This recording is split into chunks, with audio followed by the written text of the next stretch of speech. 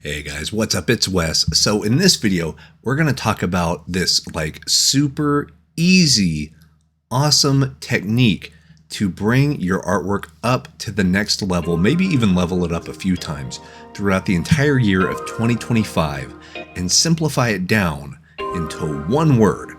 So let's take a look.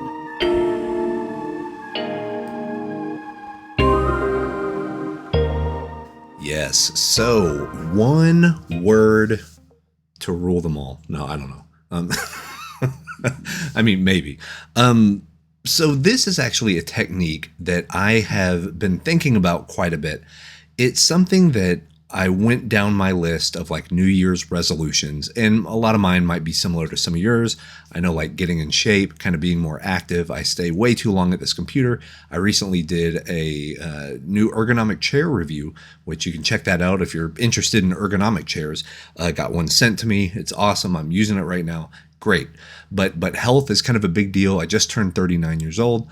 But yada, yada, yada. I was going through my list of some of my stuff that I wanted to do. And I think on everybody's list every year is to become a better artist, right?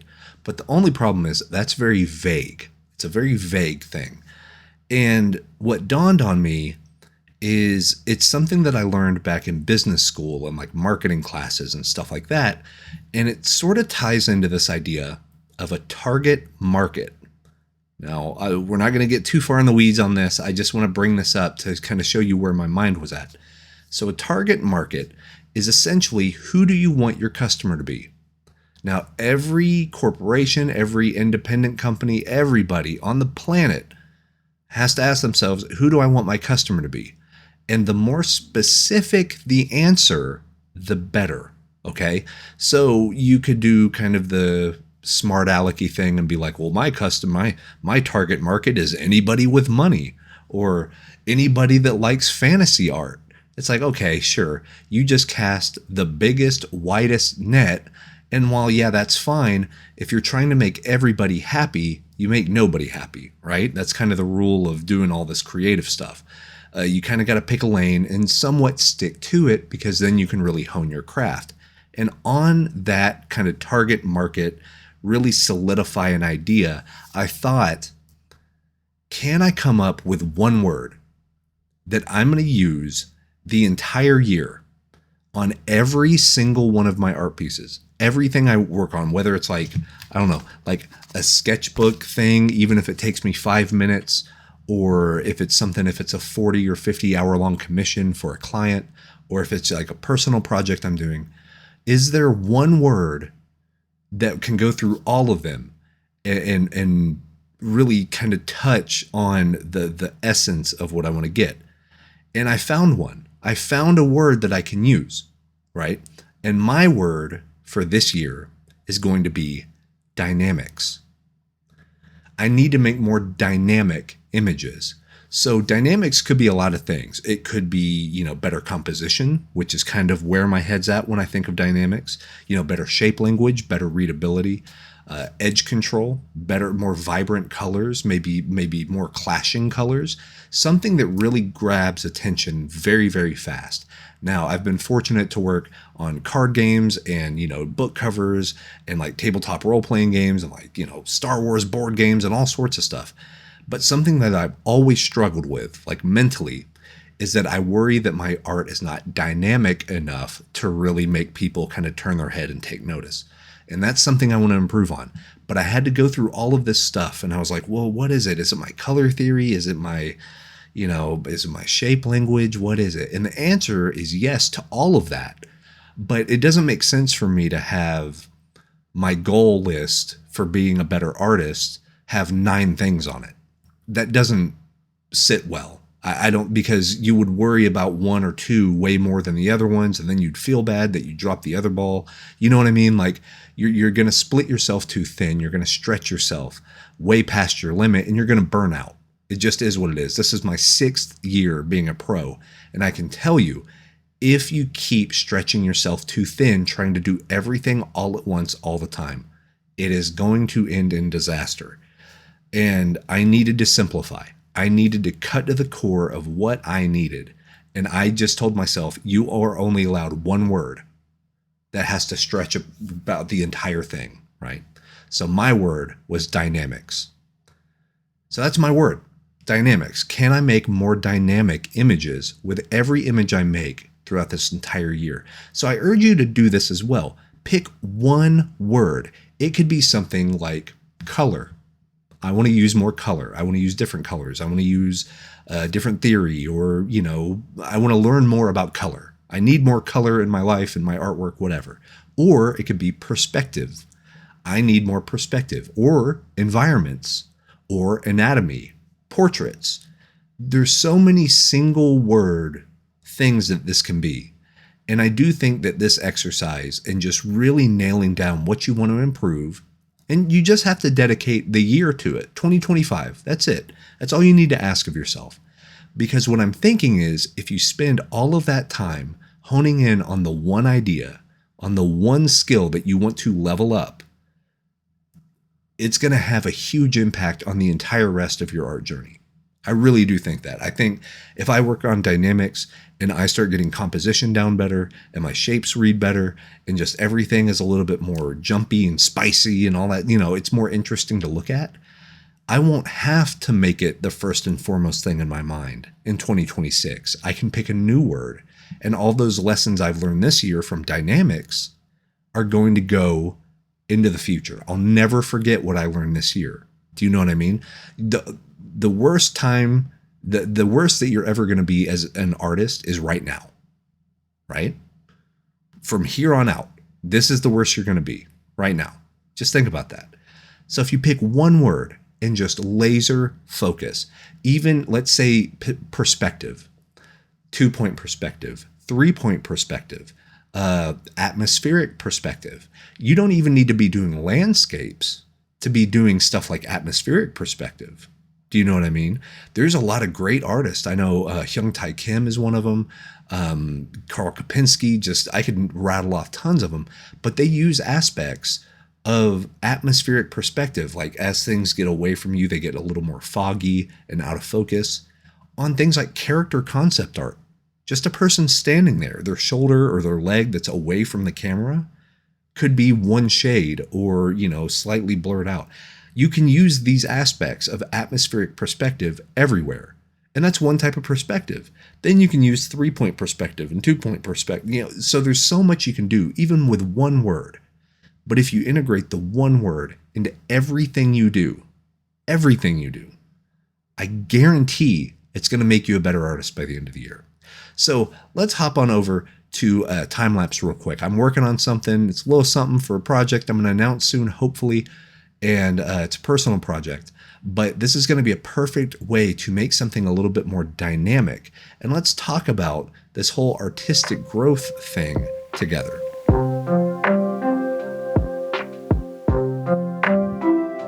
So here we are in the time lapse. I'm using Krita on this one. I've been using Krita more and more for a lot more of my stuff, whether it's sketching or just general painting or concepting or any of that stuff.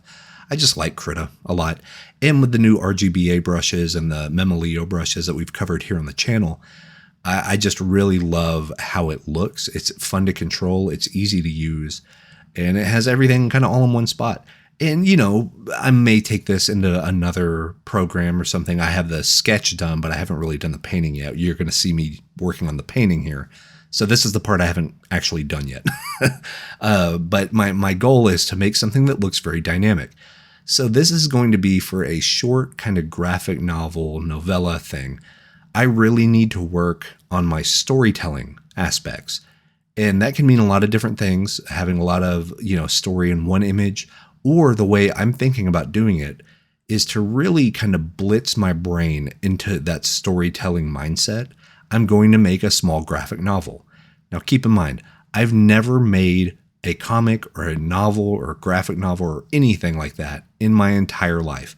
I may have done it when I was 6 years old on notebook paper, drawn stickmen or something, but like really trying and making something that has a beginning, a middle, and an end, has some sort of like plot twist, character development, all that stuff.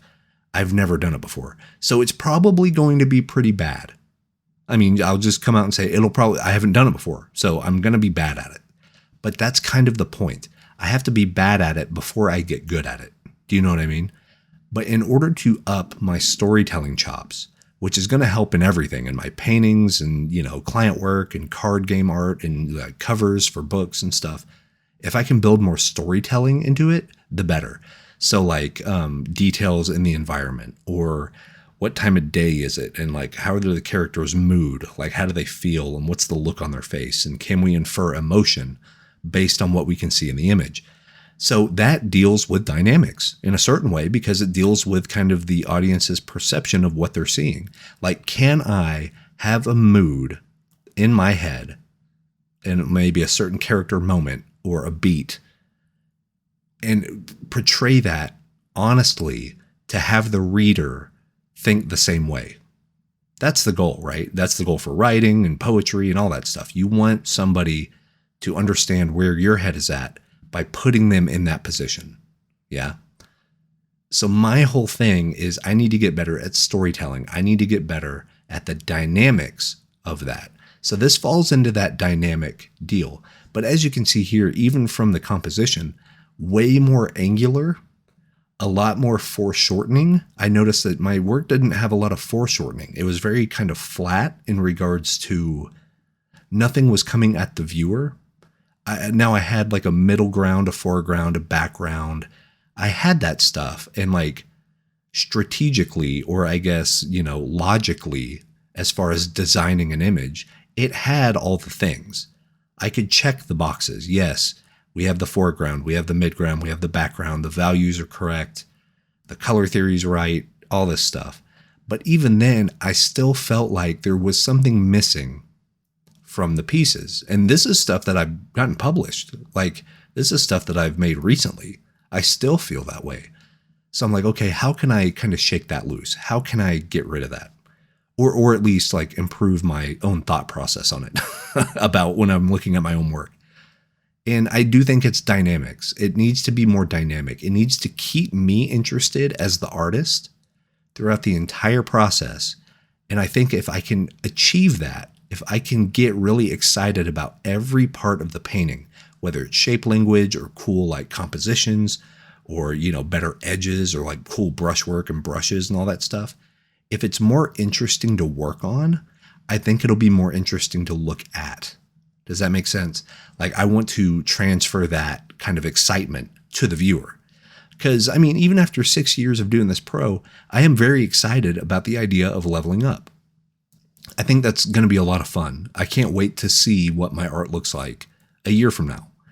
And I think I need to always have that kind of like gasoline in the engine, or like, I need some coal burning just to get us there, to really make us excited about this stuff. And the job has been great. I mean, I've signed new NDAs, I've signed new project stuff, and it's great lookout. It's great looking out for the future. It's just, I need something that I have total control over.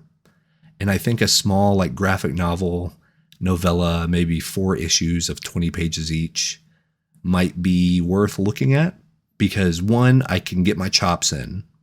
I can do cool dynamic shots. I can work on storytelling, facial expressions, the scripting, even like lettering. I don't even know the first thing about lettering a comic. You know what I mean? But hey, you got to learn. I can look at other comics and I can kind of see and make sure that the spacing's right and stuff. So there's a lot of minutia to this that I have no idea, but it's that kind of good excitement about like, I don't know what I'm doing, man. I'm just, I put on one of those little flying squirrel suits and someone kicked me off a cliff, and now I got to make it to the bottom before I, safely. I need to figure it out. Like, you're in that position. Now you got to make your way through it. And I think being there and that excitement will hopefully kind of transfer on the page, because, if I'm excited, the artwork's exciting. And yeah, whatever metaphor you want, you can be riding a bull, you can be, ride the lightning, whatever. Like, just go with it. Just try the thing, and it's not going to be very good, but that's fine, because you have to get through the bad ideas to get to the good ones. You have to. It's part of the process. And with dynamics, I'm really interested. I think when I think of dynamics, it's composition. I just need the image to be worth all the time invested. And I think my thing is the first 5% of the image making process is where I'm probably letting myself down, because I start relying on stuff I know how to do. So all of my images end up kind of feeling and looking the same, in my opinion. Now, I could be completely wrong. I don't know how other people see my work.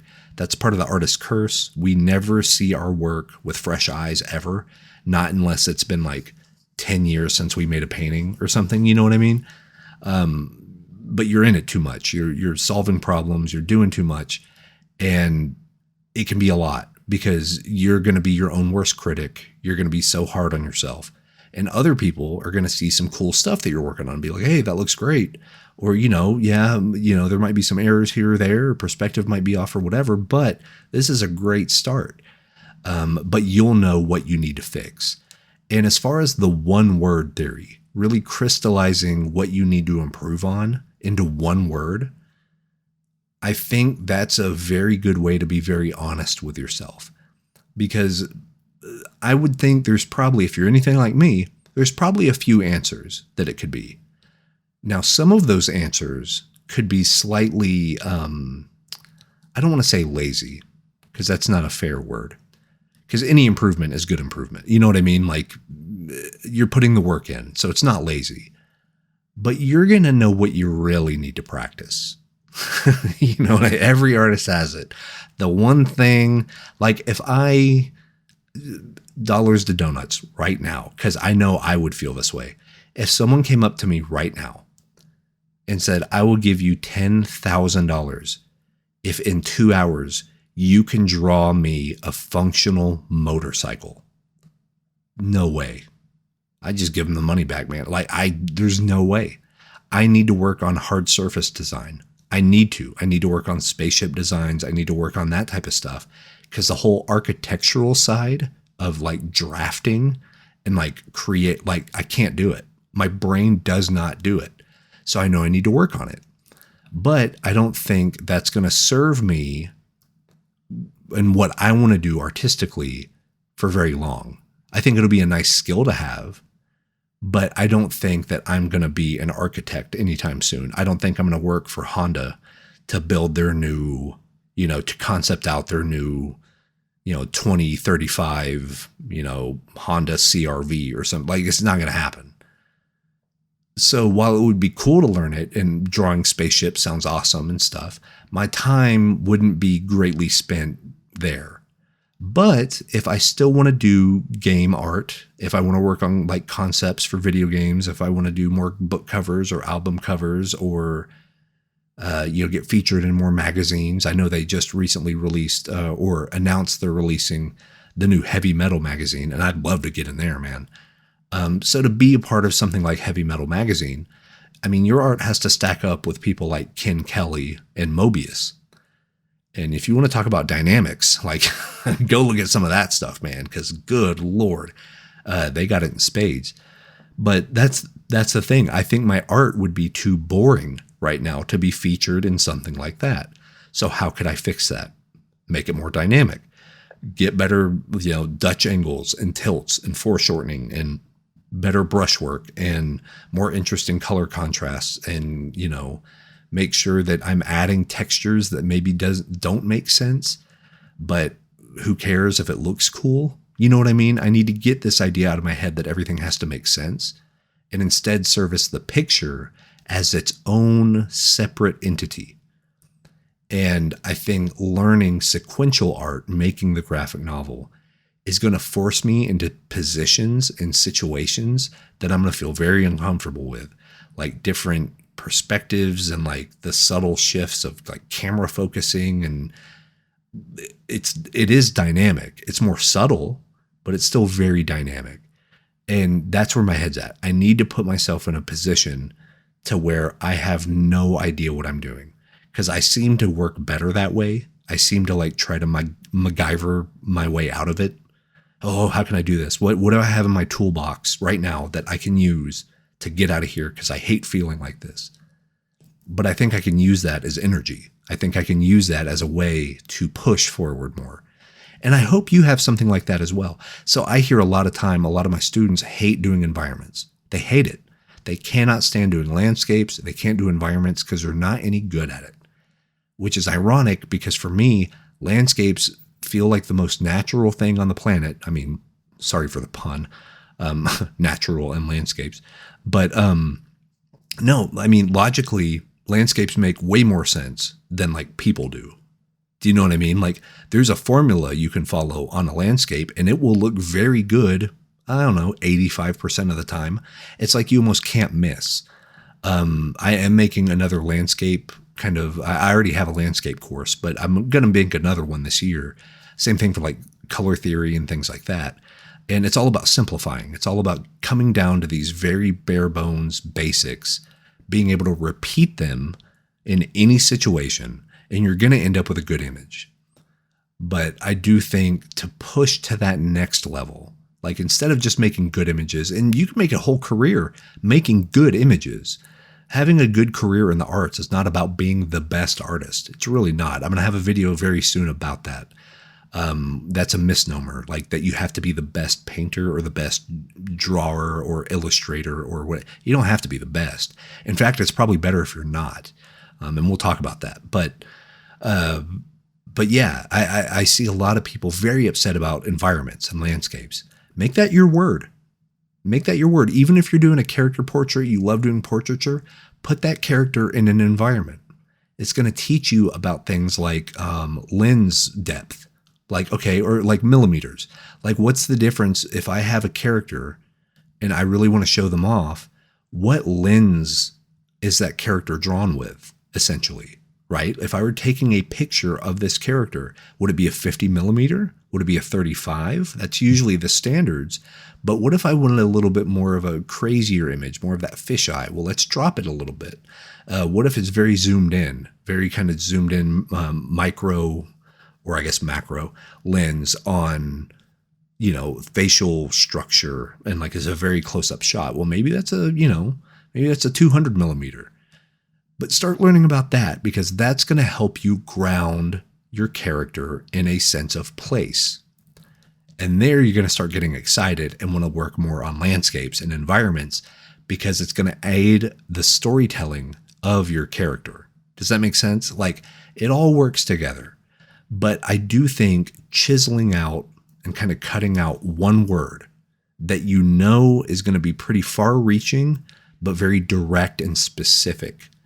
I think it's going to do a lot of good. So for like, if you're wanting to be a better like sketchbook artist or like drawer, or you want to do line art for a manga or comics or whatever, look at line weight.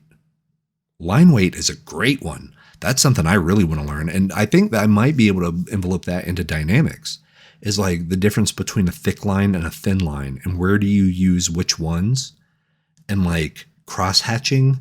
And is cross hatching good for showing soft edges, or what does it do with the shadows? Like there's a lot going on there. So that's a great one. Like line weight would be awesome.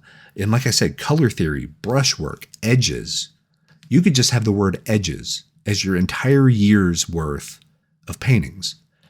Every painting or every piece that you make, before it's done, do an overview and look at the edges. Does it have enough soft edges? Does it have enough hard edges? Where are the lost edges? Is it leading the eye where you want it to lead just based on edges, nothing else? It's a great exercise. So I hope this kind of gives you some ideas, gets the ball rolling, and gets you started on a really solid foot here in 2025. Because I do have a very good feeling about this year. I don't know if that's just me being like naive or something, but like professionally, artistically, I have a good feeling that a lot of us in the community are going to be leveling up quite a bit. Because I think everybody kind of put their blinders on. Everybody started like really laser focusing and being like, okay, we got to get better at this stuff. And it's exciting to see because, a dedicated artist, somebody who knows what they want and they have some super cool skills and they're really honing their craft, man, you are 12 foot tall and bulletproof.